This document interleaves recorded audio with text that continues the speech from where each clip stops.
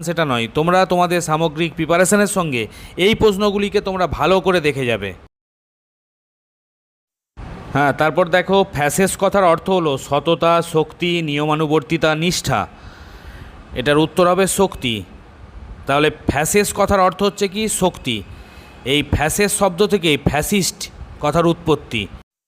ইটালিতে মুসোলিনির নেতৃত্বে এই ফ্যাসিবাদের উত্থান হয়েছিল, মনে রাখবে ভালো করে। তারপর আছে জার্মানিতে নাৎসি দলের একনায়কত্ব প্রতিষ্ঠা করেন Bismarck, Hitler, general Franco, Mussolini. এটার উত্তর হবে হিটলার।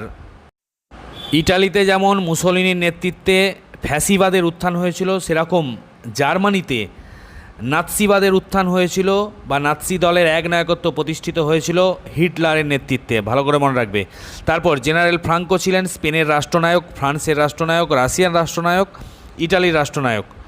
জেনারেল ফ্রাঙ্কো হচ্ছে